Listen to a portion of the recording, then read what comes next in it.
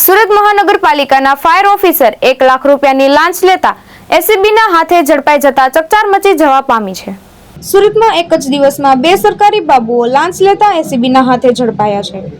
હોટલની fire સેફટીની NOC મેળવવા hotel માલિકે કરેલી અરજીની કાર્યવાહી કરી ફાયર સેફટીનું સર્ટિફિકેટ આપવાના અવેજ પેટે સુરત મહાનગરપાલિકાના લિંબાયત ઝોન તથા ઉધના ઝોન એબીના incharge deputy chief fire officer અને divisional fire officer Ishwar Magan પટેલે 1 લાખ રૂપિયાની લાંચની માંગણી કરી હતી।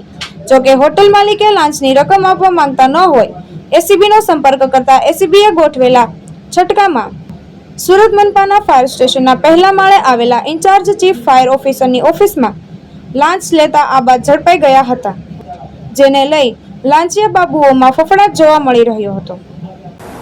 જી ગત રોજ એસીબીમાં ફરિયાદ મળેલી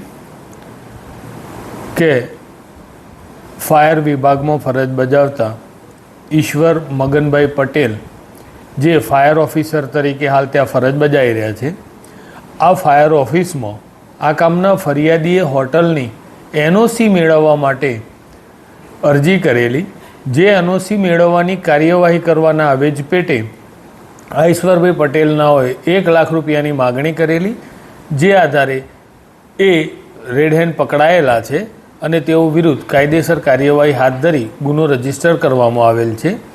આ ઈશ્વરભાઈ પટેલ 1999થી ફાયર વિભાગમાં ફરજ બજાવે છે, જેઓનો હાલનો પગાર 95,000 રૂપિયા છે। સર, કઈ બાબતને લઈને માંગી હતી અને અગાઉ પણ કોઈ છે એની પર એલિગેશન? હોટલ જે ફાયરની એનઓસી આવે છે, ફાયર એનઓસી મેળવવા માટે આમણે આ 1 લાખ રૂપિયા લાંચની માગણી કરેલી અને હવે અમારા ઇન્વેસ્ટિગેશનમાં જે પુરાવાઓ મળશે એ આધારે બીજી કાર્યવાહી પણ કરીશું અને અન્ય વિગતો જે કંઈ પણ સામે આવશે તમને અમે જણાવીશું। સર, બેંકની તપાસ થશે પ્રમાણસર મિલકત એ હવે જે પુરાવાઓ મળશે આગળ એ આધારે આગળ જે કાર્યવાહી કરવાની થતી હશે એ કરવામાં આવશે। હિતેશ પ્રજાપતિ, દ્રષ્ટિકોણ ન્યૂઝ, સુરત।